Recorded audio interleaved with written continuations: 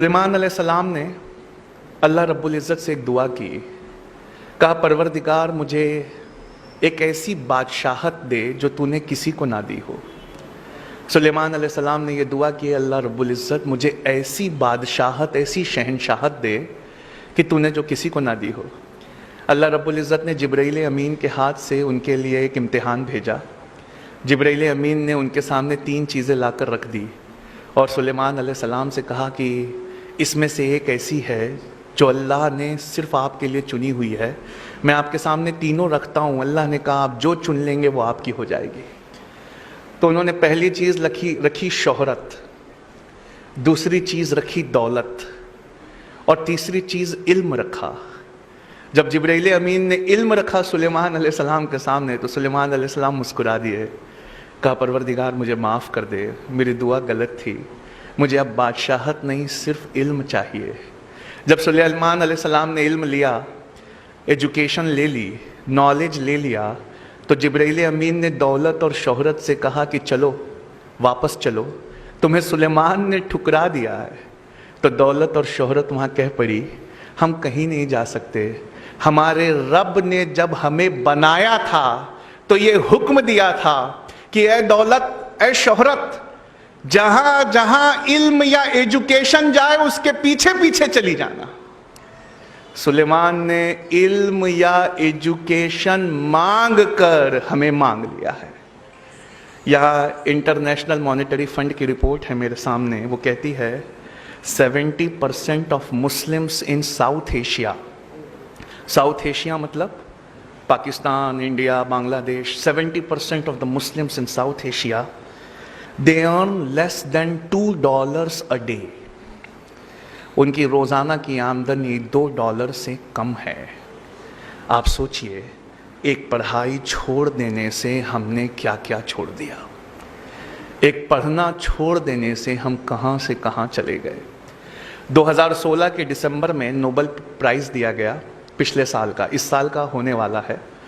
2016 के दिसंबर में जब नोबेल प्राइज़ दिया गया तो एक जापानी बायोलॉजिस्ट थे, उनका नाम है योवोशुरा ओशिमी। इनको नोबेल प्राइज़ फॉर मेडिसिन दिया गया, नोबेल प्राइज़ फॉर मेडिसिन। योवोशुरा ओशिमी की से पूछा गया कि आपने ऐसी क्या चीज़ बनाई है कि दुनिया का सबसे बड़ा इनाम नोबेल प्राइज़ आपको दिया जा रहा है। तो उन्होंने कहा कि मैंने कैंसर की संभवता, कैंसर की पॉसिबल दवा खोज ली है। तो दुनिया ने बड़ा ज़ोर से उनका स्वागत किया। कहा आपने कैंसर की दवा खोज ली? कहा नहीं, दवा नहीं, लेकिन एक क्योर, एक प्रिकॉशन मैंने खोज लिया है। तो दुनिया ने पूछा बताइए ऐसा क्या किया जाए जिससे कैंसर नहीं होता। तो उन्होंने कहा कि जब हम भूखा रहते हैं और हमारी बॉडी के न्यूट्रिएंट्स ख़त्म होने लगते हैं, जब हम भूखा रहते हैं तो हमारे जिस्म के सड़े गले हिस्से को हमारी बॉडी खाने लगती है। जिस्म के सड़े गले हिस्से को हमारी बॉडी खाने लगती है। इसे ऑटोफैगी कहते हैं। अगर आप चाहते हैं कि आपके जिस्म के अंदर के गलीच हिस्सों को, सड़े गले हिस्सों को आपका जिस्म खा ले तो आपको भूखा रहना चाहिए। ये खोज मैंने की है। जब बॉडी ऐसे हिस्सों को खाने लगेगी तब कैंसर का क्वांटम या परसेंटेज कम हो जाता है। कहा डॉक्टर योवोशुरा ओशिमी, एक इंसान को साल भर में कितने दिन भूखा रहना चाहिए कि उसमें कैंसर ना पाया जाए? तो उन्होंने कहा 20-25 दिन, तकरीबन 9 से 10 घंटे भूखा रह जाए अगर, तो उसकी बॉडी उसके हिस्सों को खा लेगी, उसे कैंसर नहीं होगा। या रसूल अल्लाह सल्लल्लाहु अलैहि वसल्लम, आज समझ में आया आपने मोमिन पर रोज़े फ़र्ज क्यों किए। आज समझ में आया।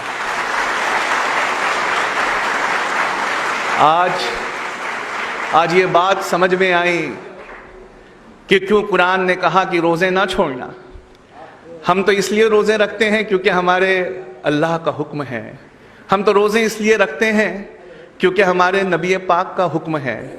लेकिन आज समझ में आया कि इस हुक्म में कौन सी रहमत छुपी हुई है। योवोशुरा ओशिमी को दुनिया का सबसे बड़ा प्राइज़ दिया गया ऑटोफैगी के लिए। ऑटोफैगी यानी जिस्म अपने सड़े गले हिस्से को खा ले। आज से 1438 साल पहले कोई ये हमें दे गया, बस हमारा नज़रिया कुछ और था, हमने उसे दीनी पढ़ाई कहकर ठुकरा दिया। एक जापानी उठा, उसने उस पर रिसर्च की, उसने उसे दुनियावी पढ़ाई से मिलाकर देखा। आज दुनिया ने उसे दुनिया का सबसे बड़ा प्राइज़, नोबेल प्राइज़ दे दिया। ऐ बच्चों, तुम क्यों नहीं पढ़ते? तुम क्यों नहीं कोई चीज़ को रिसर्च की तरह लेते? तुम क्यों नहीं कोई चीज़ को उस तरह देखते जिस तरह देखे जाने का हुक्म है? अल्लाह रब्बुल इज़्ज़त कुरान में फरमाता है, तुम गौर क्यों नहीं करते कि अल्लाह ने ये कायनात कैसे बनाई है? हम में से कितने हैं जिसने ये गौर किया? मेरा ज्योग्राफी का क्लास होता है दिल्ली में, वहाँ मैं रॉजर बेकन को हमेशा कोट करता हूँ। सर रॉजर बेकन ये एक बहुत बड़े साइंटिस्ट थे, 12th सेंचुरी के, यूरोप के फादर ऑफ साइंस कहा जाता है इन्हें। इन्होंने साइंटिफिक रिवॉल्यूशन लाया था यूरोप में। अब मैं इनका एक बहुत प्यारी चीज़ आपको सुनाता हूँ। सर रॉजर बेकन कहते हैं, बेशक थोड़ा साइंस और थोड़ी फिलॉसफी हमें अल्लाह से दूर ले जाती है। थोड़ा साइंस और थोड़ी फिलॉसफी हमें ईश्वर या गॉड से वो दूर ले जाती है, पर बहुत सारा साइंस और बहुत सारी फिलॉसफी हमें खुदा के बेहद करीब ले आती है। अगर मैं आपसे पूछूं कि क्या अल्लाह है, तो आप में से अक्सर और बेशतर लोग कहेंगे हाँ है। पर अगर मैं आपसे दूसरा सवाल करूं, उसका क्या सबूत है कि अल्लाह है, तो आप कहेंगे बहुत सारे लोग ये ईमान का मसला है, हमारा ईमान मजबूत है। लेकिन अगर कोई मुझसे पूछे कि अल्लाह है, इसका क्या सबूत है, तो मैं कहूँ कि ये सबूत तो इसी टेबल पे रखा हुआ है। कहा कैसे? 7th स्टैंडर्ड में टीचरों ने पढ़ाया था साइंस की क्लास में, 7th ग्रेड में, ऑक्सीजन सपोर्ट्स बर्निंग। ऑक्सीजन जलाने में मदद करता है। आपने वो एक्सपेरिमेंट किया है ना, कैंडल वाला? एक कैंडल को रखिए, आग लगाइए, उसके ऊपर कुछ ढक दीजिए, जब ऑक्सीजन खत्म होगा तो कैंडल भी बुझ जाएगी। तो ऑक्सीजन सपोर्ट्स बर्निंग। और नासा से पूछा कि कौन सा फ्यूल यूज़ करते हो अपने रॉकेट्स में, रॉकेट में ऐसी कौन सी चीज़ यूज़ करते हो कि रॉकेट आसमान में चला जाए? तो वो कहते हैं हाइड्रोजन। कहा hydrogen is the most combustible substance on earth. Hydrogen bomb भी दुनिया के सबसे ताकतवर बॉम्ब में से एक होता है, यानी एक अति ज्वलनशील है। एक जलता ऐसे है कि रॉकेट को ले जाए या पूरा का पूरा टाउन बर्बाद कर दे, हाइड्रोजन। और एक भड़काऊ है, ऑक्सीजन। एक जलाऊ है, एक भड़काऊ है। अल्लाह ने कहा कुन फयकून हो गया, H2O हो गए। दो भड़काऊ एक जलाऊ जब एक साथ आए तो बुझाने का काम कर रहे हैं। H2O क्या है? 2 हाइड्रोजन है, एक ऑक्सीजन है। क्या हमने कभी अपने पानी को इस नजरिए से देखा है? क्या हमने उसमें कभी अपने रब की रबूबियत को तलाश किया है? एक इतना ज्वलनशील है कि रॉकेट्स को आसमान में ले जाता है, और एक ऐसा है जो जलने में सपोर्ट करता है। अल्लाह ने कहा कुन, एक हो जाओ, फयकून, एक हो गए, बुझाने का काम कर रहे हैं। मतलब प्रॉब्लम हमारे नज़रिए में है। हमने दीन और दुनिया को बांट दिया, सोचा कि दीन की पढ़ाई कुछ और है, दुनिया की पढ़ाई कुछ और है। दरअसल ऐसा नहीं है। इस्लाम में सब्जेक्ट के हिसाब से दीन और दुनिया की पढ़ाई नहीं को तकसीम नहीं किया जा सकता। इस्लाम में सब्जेक्ट के हिसाब से एजुकेशन को सेग्रीगेट नहीं किया जाता। इस्लाम में नीयत के हिसाब से पढ़ाई को सेग्रीगेट किया जाता है। एक एग्जांपल देना चाहूँगा। मान लीजिए हम में से कोई आलिमत का कोर्स कर रहा है, वो कुरान और हदीस पढ़ रहा है, लेकिन उसकी नीयत ये है कि मैं बड़ा होकर कुरान और हदीस सुनाकर पैसे कमाऊंगा। तो बताइए वो दीनी पढ़ाई हुई कि दुनियावी पढ़ाई हुई? दुनियावी हुई। और कोई MBBS कर रहा है, कोई लॉ कर रहा है, कोई इंजीनियरिंग कर रहा है, इस नीयत से कर रहा है कि मैं एक ज़रूरतमंद की मदद करूंगा। तो क्या ये दीनी पढ़ाई हुई कि दुनियावी पढ़ाई हुई? ये दीनी पढ़ाई हुई। मतलब साफ है बच्चों, जो आप पढ़ रहे हो उसमें एक अच्छी सी नीयत जोड़ लीजिए। मेरी पढ़ाई, मेरी रिसर्च, ए अल्लाह, दुनिया के दबे हुए कुचले हुए लोगों के लिए है, मैं उनको एम्पावर करूंगा।